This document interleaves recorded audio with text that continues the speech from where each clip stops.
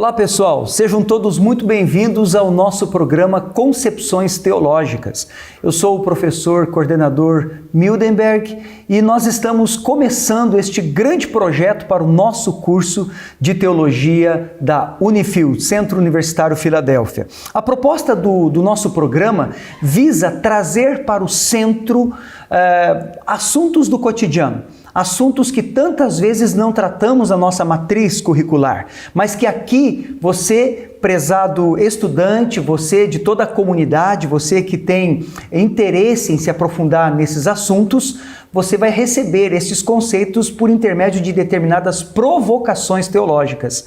Então essa é a nossa proposta do curso. Comigo aqui, nessa nossa primeira edição do programa, está a professora Selma. A professora Selma é graduada em Teologia, é graduada em Letras e sempre está envolvida com o assunto que nós vamos trazer hoje. E antes de falar a temática para você desse assunto, me permita situar você que nos assiste do seguinte momento. Há pelo menos 5 meses atrás, o mundo foi impactado. Eu estou trazendo aqui 5 meses, um pouco mais. Tá?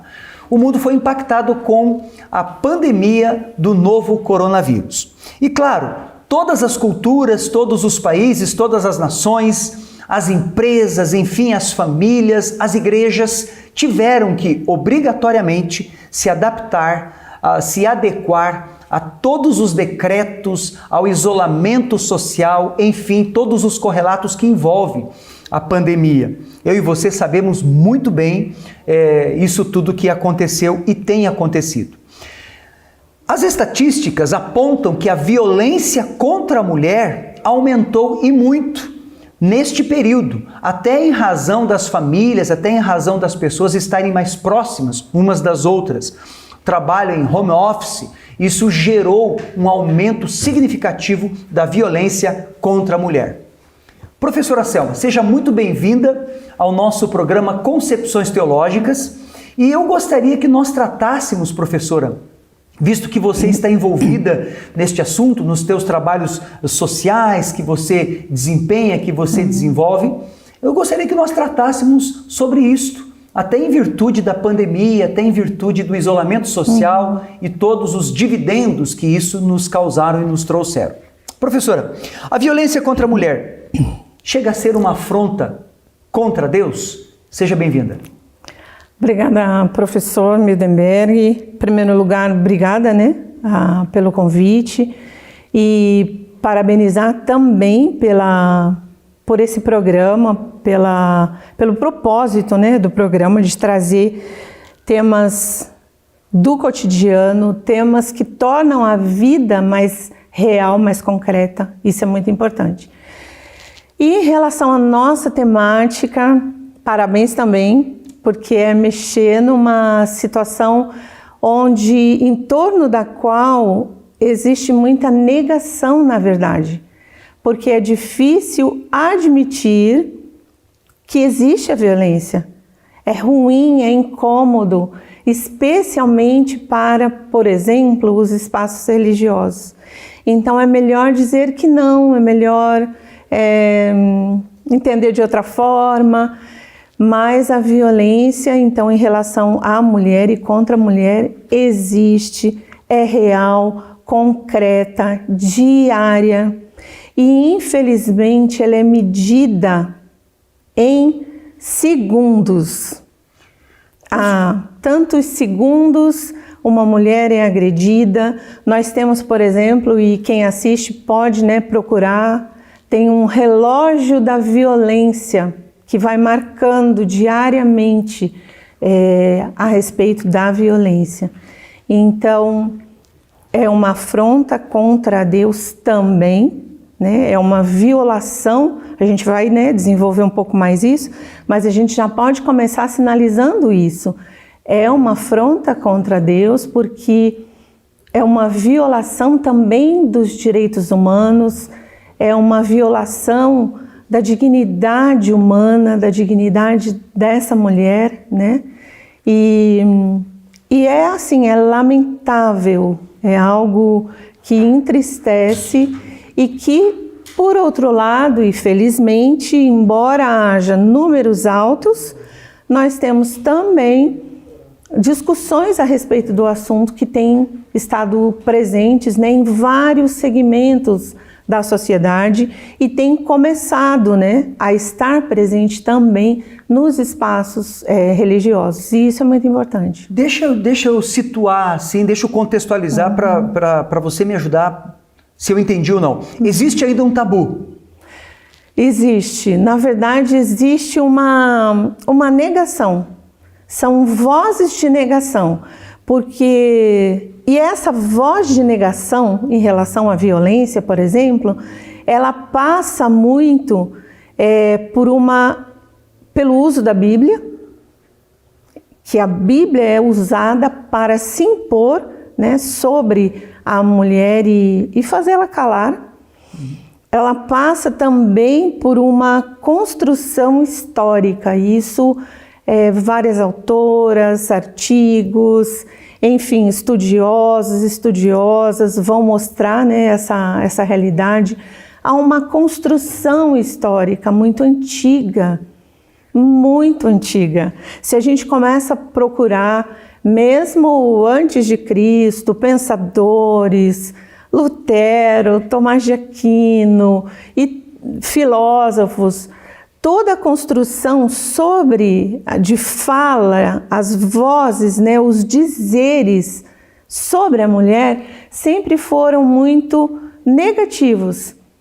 Ela é mentirosa, a culpa do pecado é dela, ela é perversa, ela é má, não se pode confiar nela, ela é traidora. Ela é a culpada da degradação, ela é escandalosa, ela é culpada até, por exemplo, se ela é bonita, se ela se veste bem. Então, a culpabilização da mulher é histórica. Sempre vai ser para a mulher, canalizada para a mulher. Para a mulher. Perfeito. Então, por exemplo, quando a gente fala sobre violência de gênero, nós estamos falando exatamente disso.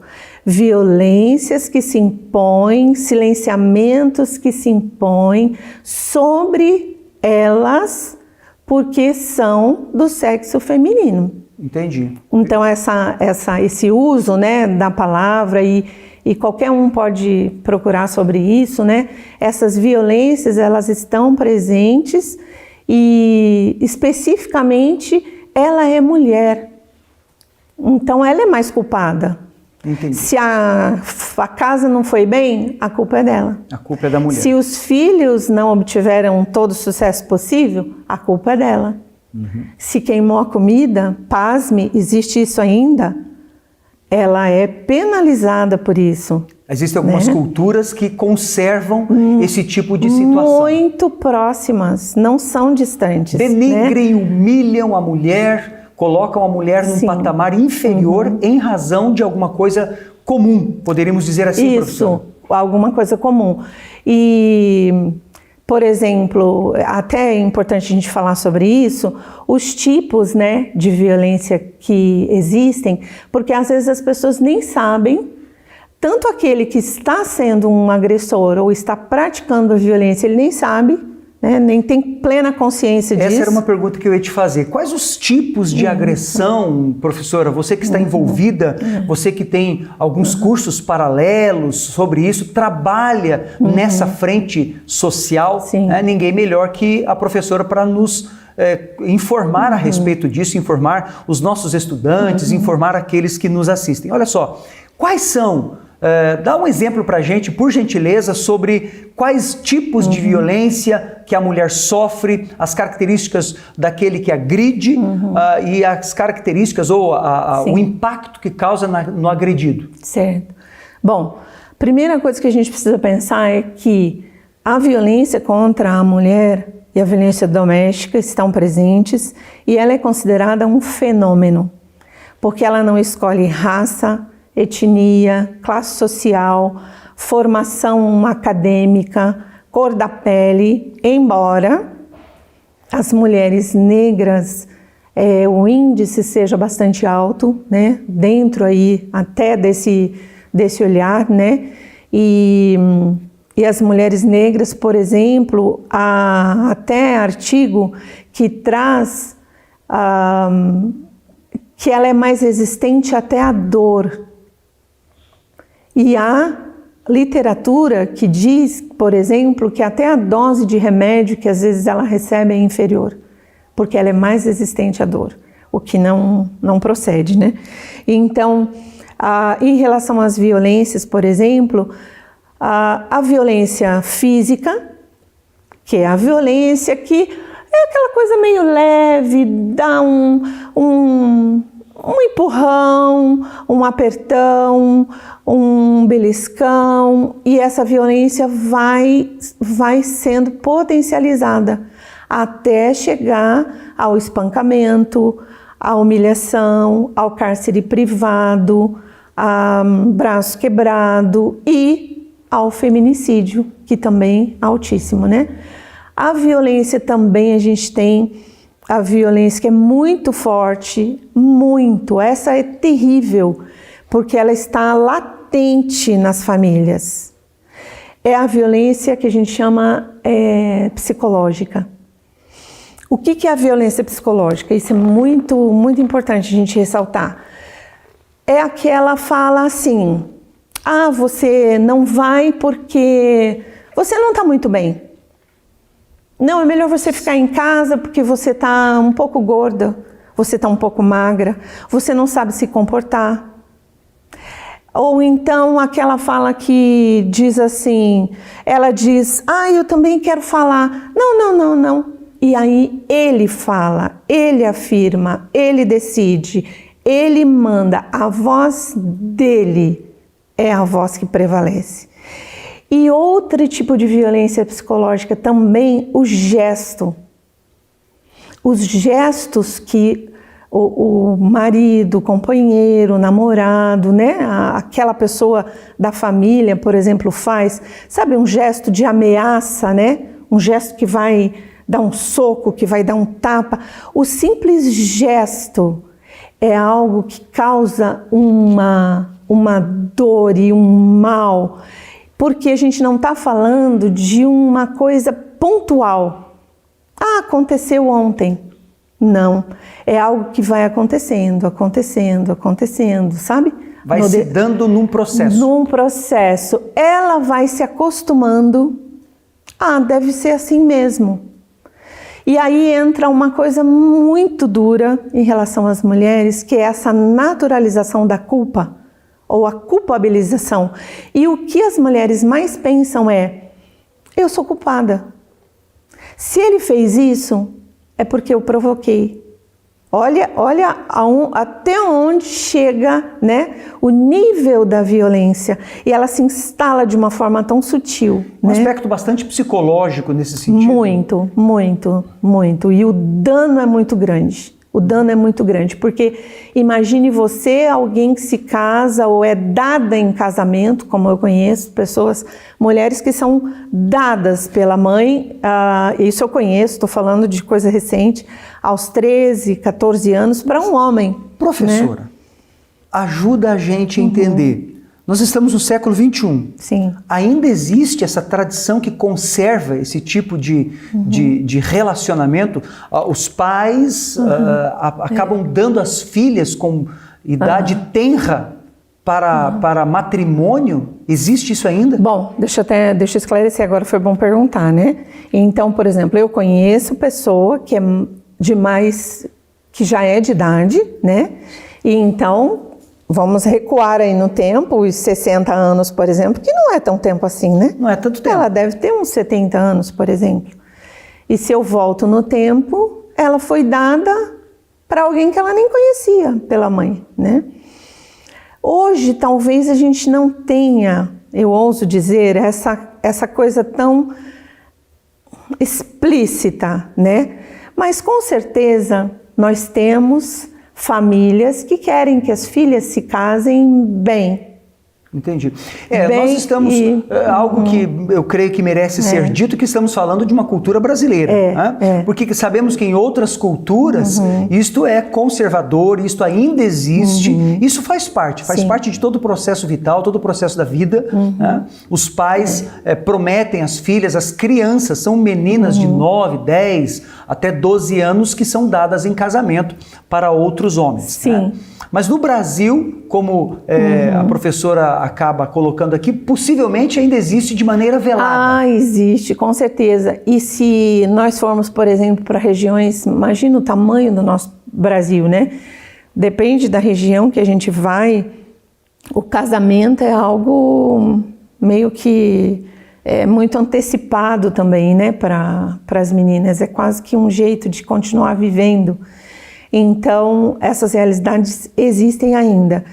Então, essa violência é muito grande. E é muito importante também a gente pensar o seguinte, que é uma escalada da violência. Isso é importante que as pessoas as mulheres e os homens que assistem saibam disso. Há uma escalada. Ele não começa já dando um soco e quebrando o braço dela ou arrebentando o rosto e deixando marcas, né? Às vezes até o modo que ele trata os animais é uma forma de perceber o quanto ele é violento, né? E a gente tem então a violência também que a gente chama de socioeconômica, porque é uma violência social e também patrimonial. Então ele retém todo o poder econômico, ele controla tudo e às vezes até o que ela ganha também, né? Então não é uma questão, isso é importante esclarecer, não é uma questão de quem ganha mais ou menos, porque isso não faz a menor diferença mais, né? Isso a gente, né, tem que ter superado isso, né? Senão a gente está perdido, né? Então não é uma questão de ele ganhar mais que ela ou ela não, é uma questão de se sobrepor e controlar o outro em relação ao dinheiro. Nós temos, por exemplo, né, conhecimento de mulheres que são obrigadas a abrir mão de tudo que lhes é de direito para terem, por exemplo, uma separação, porque senão elas vão morrer. Porque eles dormem, e eu não estou falando de coisa distante, tá? Estou falando de coisa muito, muito próxima. Então, para preservar, eu não posso citar. Certo. Mas de dormir com a arma embaixo do travesseiro. E eu não estou falando também de 100 anos, eu estou falando do mês passado. Meu Deus. Certo? E então, essa violência patrimonial, ela é muito forte, né? E, inclusive, até as mulheres também precisam se cuidar em relação a isso, né? E a social é essa privação que às vezes vai acontecendo, né? Inicialmente, por exemplo, as mulheres têm às vezes elas cometem um grande equívoco em relação, por exemplo, ao ciúme. Ai, que lindo, ele tem ciúme, que bonitinho, né? Certo. Sinal de que ele gosta de mim. Cuidado, o ciúme ele vai potencialmente numa escalada. E o ciúme ele também é uma forma de agressão e desrespeito. Porque quando alguém não respeita você, não acredita em você, o que ele está dizendo para você? Que você não presta. E é uma forma de violência. Professora, no começo do programa aqui, nós falamos que essa temática ela surgiu em embates, em comentários nossos, né, dentro da academia, até para considerar a pandemia, a época de pandemia. Fala pra gente um pouco, por favor, sobre as estatísticas. Aumentou muito nesse período de pandemia em função da convivência mais estreita, mais presencial? Aumentou muito. Sim. A violência contra a mulher? Aumentou. Eu não vou citar números e dados, porque isso é algo que qualquer um pode, né, digitar na internet, ele já vai ter a escalada, né, do aumento. Mas a violência, então, doméstica, né, a gente tem que daí fazer esse recorte, ela aumentou demais. Há, por exemplo, estados brasileiros que ela aumentou 300%. Há estado em que ela aumentou 160%, né? E por que ela aumentou? Então, veja bem, a gente tem várias situações, né? Se eles estão mais tempo em casa e ele já é potencialmente alguém agressivo, então, normalmente, todo mundo já está um pouco tenso com a questão do estar em casa, da pandemia e tudo mais. Então, ele fica mais tempo em casa, ela tem menos condições de sair de casa para denunciar, ela tem menos possibilidade de acessar um telefone, às vezes o próprio celular, né? E normalmente, estando em casa, o controle sobre ela é muito maior, né? Então, às vezes ela realmente não consegue sair, não consegue ir à delegacia, ela não consegue, às vezes, nem falar com alguém, porque dentro, né, das questões, por exemplo, da violência, há essa privação, quase que um cárcere mesmo, né? Não, se não for para ir comigo, você não vai, né? Ah, eu vou em tal lugar com a fulana. Não vai. E eles vão atrás. Há uns 2 meses, por exemplo, uma pessoa me procurou e falou, olha, pastora, né? Ele me chama de pastora. Eu tô com uma situação assim, assim. Ele acompanha a minha amiga em todos os lugares. E quando ela fica brava, ele fica na esquina, escondido, para ver onde ela foi. Então, infelizmente, olha, a gente tem apelo da Organização das Nações Unidas, a gente tem apelo da OMS, né, da Organização Mundial da Saúde, porque essa violência não é Brasil, né? É uma violência que aumentou em todo o mundo, né, em relação à mulher. Em sua opinião, professora, você acha que a pandemia, né, que nós absurdamente negativa em todos os aspectos, muitas famílias perderam entes queridos, existem tantos exageros por parte de governos e, enfim, decisões erradas e precipitadas, mundialmente falando. Deixando isso de lado, abstraindo isso um pouquinho, a pandemia, ela revelou o quanto a violência estava velada, por mais que o discurso, muitas vezes, de instituições, o discurso eclesiástico, o discurso, por exemplo, o discurso masculino, não existe violência contra a mulher, de fato temos que superar isso aí, estamos vivendo um momento pós-humano, né, a modernidade, a tecnologia, mas na verdade a pandemia serviu para revelar que isso tudo não passou de um discurso, em sua opinião? Olha, muito bom esse questionamento, porque em relação à pandemia, na verdade ela abriu a cortina não só em relação à questão da violência contra a mulher, né? Ela expôs literalmente, assim, de forma latente, de forma gritante, toda a nossa estrutura, né, socioeconômica, as diferenças sociais, a pobreza, a falta o não cumprimento básico de saneamento, por exemplo, né? E em relação à violência, com certeza isso se torna cada vez mais explícito, né?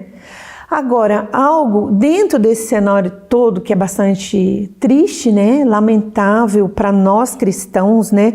É vergonhoso, porque se nós somarmos, por exemplo, nós somos um país católico evangélico, né? Para não errar, cristão, exatamente. Nós somos um país cristão, né? Entre católicos e evangélicos nós somamos 80%. Perto de 90%. Então é mais ou menos isso. Então a gente fica pensando, como é que pode, né? Um país que se diz cristão estar entre os primeiros do mundo em termos de desigualdade, pobreza, tristeza e que mais mata mulheres no mundo. Uma violência contra a mulher? É algo muito assim, é uma situação que não pode, não tem mais como, agora falando, né, a partir do lugar do sacerdócio, né, não só da docência, né, um espaço de docência, mas do sacerdócio ordenado, né, que sou. Não tem como mais a gente negar essa realidade.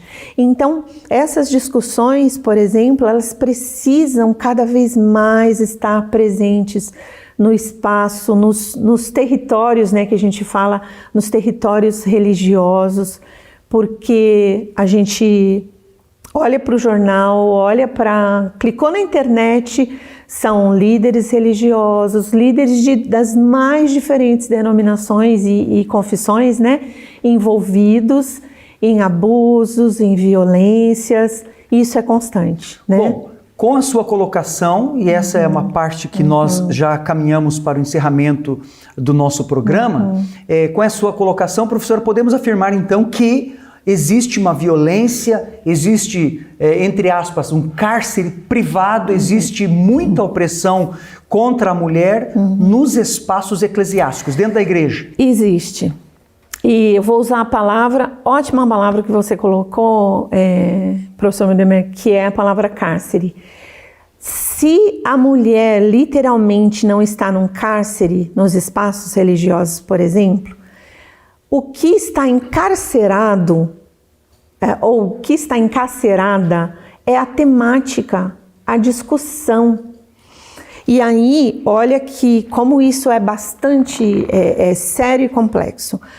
A voz religiosa, olha como isso é complexo. A voz religiosa ou a voz do sagrado, historicamente, né, e na teologia a gente sabe disso, eu sou, mesmo no nosso colegiado, eu sou ainda um corpo, né, quase que estranho dentro da teologia, né, porque a gente tem, dentro de todo o espaço teológico, são mais homens, né, há espaços que são. E a voz do sagrado, historicamente, e aqui não vai, quero deixar bem claro, não vai nenhuma crítica ao homem, por exemplo. Eu não sou contra homens de forma alguma, mas no espaço, a voz do sagrado é uma voz divina, e essa voz divina, ela está encarnada numa voz grossa, numa voz de homem. Então, os estudos, as pesquisas, nossa, a gente pode levantar N pesquisas que apontaram, estão apontando ano após ano isso, né? Que a fala, por exemplo, do líder, a fala do pastor, tem muito peso na vida das mulheres. E são mais de 5 milhões aí de mulheres que estão, por exemplo, né, ativamente ou confessando a sua religiosidade e tal. Dessas, por exemplo, nem a metade denuncia. E isso se agrega ao número oficial de pouca denúncia, né? Então, a voz do pastor é muito forte. Aí, por que ela não fala? Por que ela não denuncia? Por que ela não diz? Por que ela não conta? Por que ela não sai, né, desse sofrimento? Aí vem a parte mais dolorosa ainda. Ela não conta por quê? Porque, historicamente, ela é culpada. Historicamente, a primeira coisa que vão dizer é: a culpa foi dela. O que ela fez, ela provocou, né? Outra coisa que elas ouvem, elas estão literalmente, eu estou falando de espaços religiosos, não estou falando de outro espaço agora, mas elas apanham. Às vezes elas apanham, a gente teve, né, recentemente, assim, numa das últimas oportunidades de reunião que eu tive, por exemplo, um depoimento foi: ele bate de madrugada para que ninguém ouça e veja, e em lugares onde a roupa vai cobrir. Então, se ela começar também a aparecer na igreja com roupa muito, muito comprida, desconfie. É bom não vai ter problema prestar um pouco mais de atenção. Se ela se abaixa demais quando o marido chega, preste atenção se esse marido não a trata com uma violência psicológica, né? E aí a fala de muitos líderes é a seguinte: você não tem fé. Olha como isso é violento. Você não tem fé. A culpa continua sendo dela. Exatamente. Você não está orando bastante. Você espiritualiza aquilo que não cabe. Não cabe espiritualizar esse aspecto. Ele se torna um criminoso, porque o que ele deveria fazer é denunciar. Violência não se acoberta, se denuncia. É isso que os líderes precisam fazer. Só que, e eu não estou falando de desta ou daquela igreja, não estou nem mencionando, né, denominação, por quê? Porque os dados, os estudos indicam que em todas existe. E quando, por exemplo, em muitas casas, por exemplo, que recebem as mulheres, né, qual é o depoimento, por exemplo, desses estudos, né, os resultados? Que em grande parte, as que se declaram evangélicas especialmente, né, ou pentecostais, evangélicas, elas permanecem pouco tempo na casa, porque a pressão é muito grande, né? Então, como é que ela vai denunciar o seu líder? Ou como é que ela vai não ouvir o seu líder se a voz dele é quase que a voz de Deus na cabeça dela? Então, é uma situação muito séria, né? E isso vai assim, vai como... Por isso que você usou uma ótima palavra, que é o cárcere, né? Uhum. A discussão fica privada. Aliás, tem também um estudo, né? Uma estatística que... Isso de 2016, se não me engano, faz pouquíssimo tempo, né?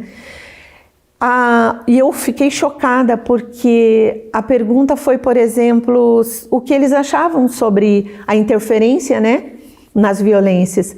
E o índice das pessoas que disseram, olha, eu acho que esses problemas têm que ficar dentro de casa.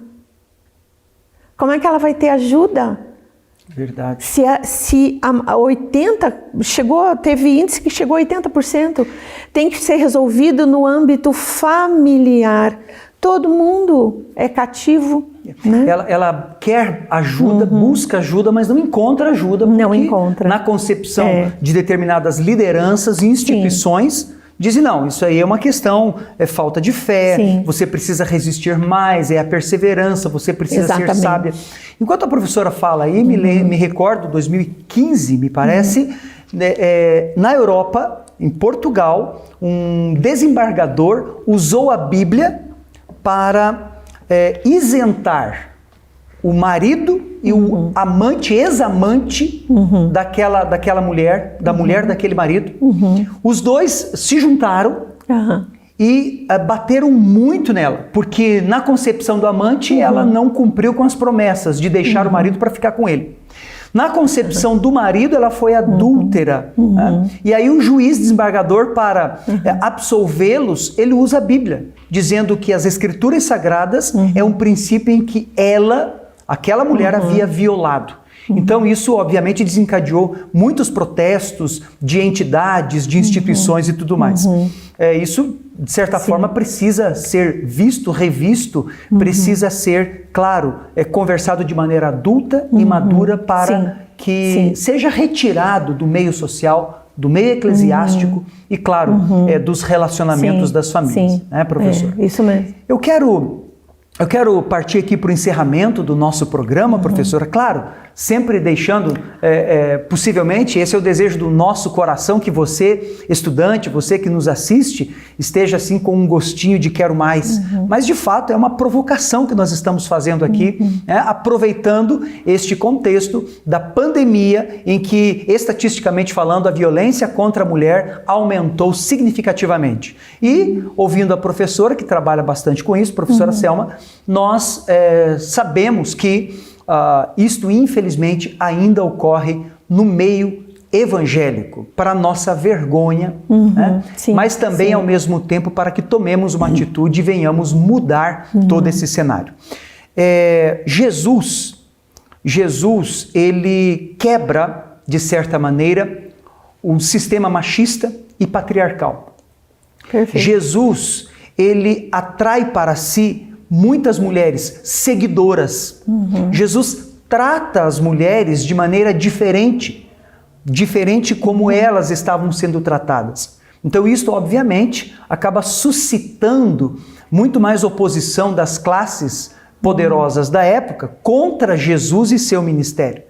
Se nós somos cristãos, se entregamos a nossa vida ao Senhor Jesus, se trazemos Jesus no nosso coração, então, com certeza, nós precisamos seguir as pisadas do Mestre Jesus, importar para nós as suas atitudes, as suas palavras e, por que não, fazer o que ele fez, né? Ter o comportamento dele frente a determinados aspectos. Exato, muito bom. E já que estamos, né, terminando, é um assunto bastante amplo, uma coisa puxa a outra. Eu estou aqui com um monte de, né, lembrando de várias coisas assim, mas a hora que você estava dizendo, o que eu pensei aqui, né, que também não podemos deixar de dizer, né, as discussões em torno, por exemplo, do que é ser homem, são discussões que precisam sair do cárcere, né? Especialmente na igreja, por exemplo.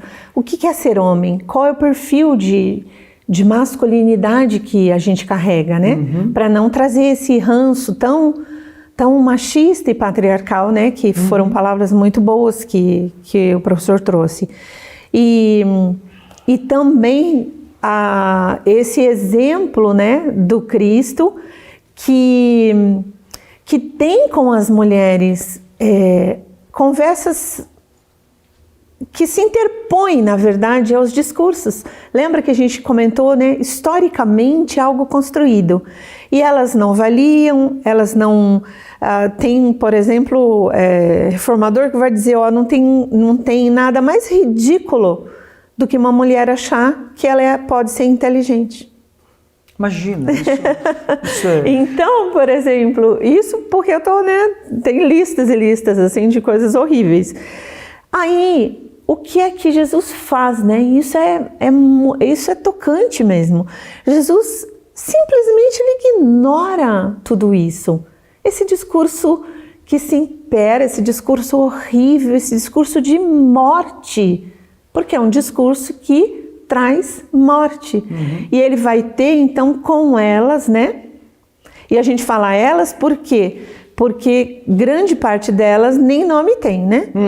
É a mulher com fluxo de sangue, mulher que fez isso, a mulher que, né, ungiu os pés, apenas a mulher... personagens.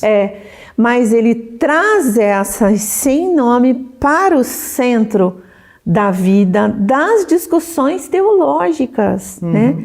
Então, admitir isso é também reposicionar não só a mulher, mas as minhas relações com ela. As minhas relações enquanto homem com uma mulher. Olha que coisa linda, né? E que coisa... E essa é o grande exemplo que a gente tem, que a gente deveria seguir. Não versículos isolados e que são perversos. Isso é perverso, né? Usar um versículo solto, isso é perverso, é violento. Muito interessante, professora, mas aí está um outro assunto para um próximo programa. Isso. Muito bom. Para você que nos acompanhou, fica aqui a nossa proposta de continuar estudando, continuar pesquisando. Nós aqui na Unifil estamos à sua inteira disposição para recebermos considerações a respeito dessa nossa temática do nosso programa Concepções Teológicas. Violência contra a mulher, uma afronta a Deus. Esperamos você no próximo programa, esperamos que você tenha gostado, aproveitado, divulgue o nosso programa que vem enriquecer, claro, a nossa vida acadêmica, a nossa espiritualidade e também o nosso curso de teologia. Professora Selma, muito obrigado por suas considerações. Vamos continuar produzindo juntos, vamos continuar nos aperfeiçoando e aprofundando essa, bem como outras temáticas, e esperamos estar juntos novamente aqui no estúdio para novas concepções teológicas. Eu que agradeço. Muito obrigado. Obrigado a você que participou, obrigado a você que assistiu. Deus o abençoe, um grande abraço e até o próximo programa.